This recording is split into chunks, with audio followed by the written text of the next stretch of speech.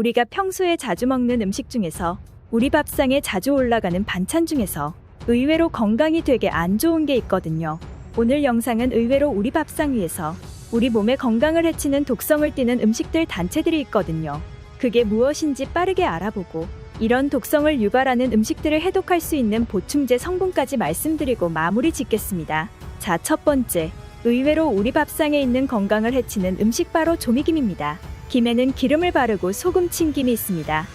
이 김이 의외로 우리 몸의 건강에 악영향을 줄 수 있는 반찬입니다.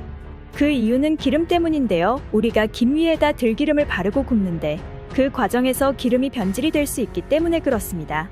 산패되고 변질이 된 기름은 암을 유발하고 간 수치를 높이고 혈관에 들러붙어 가지 혈관을 막기도 하고 채널 염증을 유발해가지고 자가 면역 질환을 유발하는 우리 몸의 도구로 작용되는 게 이런 바로 산패된 기름입니다. 그런데 일반적으로 판매하고 있는 김도 문제인데 직접 기름을 발라서 굽는 경우에도 문제가 생길 수 있습니다.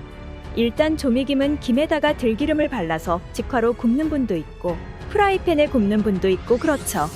그 과정에서 기름이 변질될 수 있다는 거죠. 그리고 기름을 발라놓고 오랫동안 방치해두면 또 변질이 쉽게 됩니다. 그래서 조리하는 과정에 기름이 변질되고 방치해서 놔두는 과정에서 산수와 온도의 변화에 의해 햇빛에 의해서 기름이 변질될 수 있다는 겁니다. 얼마나 변질되는지 한번 저도 찾아보고 싶어서 좀 가져왔는데 우리나라 식품공전상 조미김은 과산화가가 60 이상 나오면 이제 변질된 걸 판단해서 판매할 수가 없다고 하는데요. 정상적인 제품을 300도에 5초 동안 구운 김은 과산화가가 40까지 올라갔다고 하고요. 400도에 5초 동안 구운 김은 과산화가가 78.69, 79까지 올라가서 산패가 심하게 진행됐다는 거죠. 그런데 이제 직화로 구웠을 때는 이렇게 쉽게 변질이 되는 거고 김을 절대로 기름 바른 다음에 직화를 구우면 안 된다는 걸 아셔야 되고 프라이팬에다 대부분 기름을 바르고 구우시는데 프라이팬도 마찬가지입니다. 대충 약 250도까지 온도가 올라가는데 산패가 이렇게 극적으로 올라가지는 않겠지만 프라이팬에다가 좀 더 상당히 오래 쪽이 뒤집어가면서 굽잖아요. 그 과정에서 산패가 많이 진행될 수 있다는 걸 추정할 수 있다는 거죠. 300도에서 약 5초 동안에 40 이상의 과산화가가 올라갔다는 것인데 과산화가가 기준치 아래라고 해도 이건 산패가 된 것이기 때문에 분명히 우리 몸에 영향을 줄 수 있는 거라서 김을 구울 때 주의를 해야 되고요. 먹지 말라는 게 아니고 조심해서 저온으로 굽는 것이 좋겠고요. 시중에 요청되는 완제품으로 판매하는 김은 이런 규정치 아래이기 때문에 별 문제가 없을 건데 차라리 그냥 일반 김을 구워서 먹는 게 낫다. 기름 안 바르고 이렇게 말씀드리고 싶고요. 그리고 더 문제는 뭐냐면은 기름을 바른 직접 바르거나 삶거나 아예 먹고 남은 거를 잘 보관을 해야 된다는 거예요. 기름이 발라진 상태로 공기와 접촉됐을 때 상태가 될 수 있는데 이것도 얼마나 있으면 산패가 되나 여기에 대해서도 한번 데이터가 있더라고요. 찾아보니까 경기도 보건환경연구원에서 조사한 자료가 있었는데요. 냉장 냉동으로 놓고 기간을 30일까지 놔둔 다음에 그 산패되어 있는 정도를 측정한 데이터가 있는데 이 데이터를 보니까 상온에다 놓았을 때 8일 정도가 경과되니까 산패가 1에서 10까지 올라갔던 10배 정도가 산패가 진행이 되고 그 다음에 20일 정도가 되니까 과산화가가 64까지 올라갔습니다. 그러니까 일주일 정도만 놔두면 산패도가 많이 진행된다. 상온에 두면 그리고 20일 정도 주면은 못 먹을 겁니다. 물론 이렇게나 드시는 분들이 없겠죠. 그래서 최소한 일주일 정도 이상 둔 김은 먹지 말라 이렇게 얘기를 하고 있습니다. 그래서 여름에 공기에 접촉된 상태로 방치한 김은 문제가 생길 수 있고요. 가급적이면 일주일 이내 섭취하고 그 다음에 밀폐된 용기에다가 오랫동안 안 먹을 거면 냉동 보관하는 게 가장 좋다고 합니다. 자, 의외로 건강에 해로울 수 있는 음식 두 번째는 바로 참치회, 연어회 이런 큰 상위 포식 단계에 있는 생선입니다.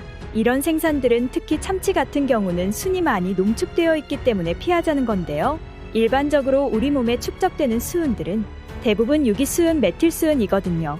외부로부터 환경에 노출돼서 작업 환경에 의해서 수은이 축적된다기보다는 대부분 먹는 걸로 들어오는 수은, 이런 유기수은이 위험한 건데요. 참치나 이런 생산류에 농축되어 있는 수은은 메틸수은입니다. 먹게 되면은 위, 장, 간을 통해서 잘 퍼져요.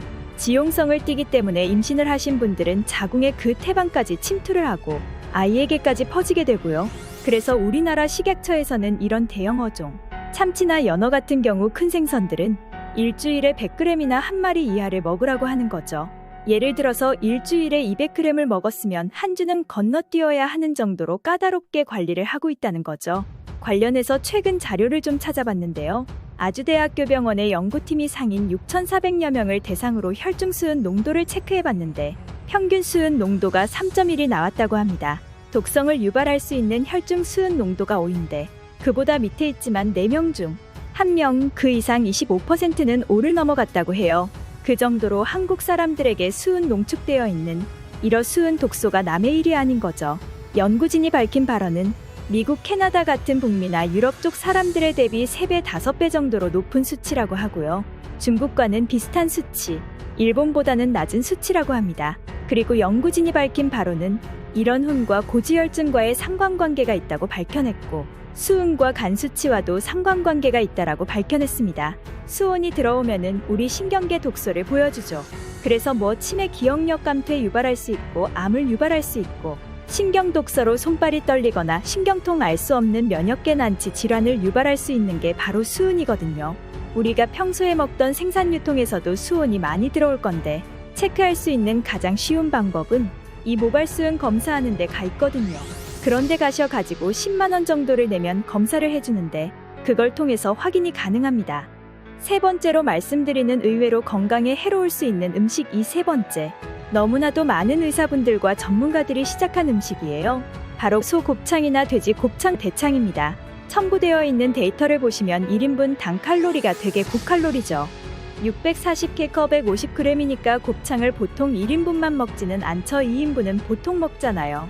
그래서 하루 필요 칼로리의 절반을 채울 수 있기 때문에 살을 찌게 만드는 그런 음식이고 그 두 번째로 안 좋은 것은 40에서 50%가 지방입니다. 기름 덩어리죠.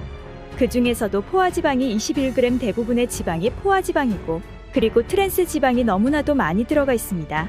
트랜스 지방이 되게 많이 들어있는 게 바로 이런 곱창류다 이렇게 보시면 되겠습니다. 그리고 이런 곱창류는 우리가 배달시켜 먹든 집에서 먹든 일반적으로 직화로 구워서 먹죠. 직화로 구워 먹으면 다완방향 족탄화수소라는 게 많이 생깁니다. 이건 대표적인 고기에서 발생되는 발암물질이거든요. 그래서 이 발암물질의 대량으로 발생됨으로 발암 원인으로 작용될 수 있습니다.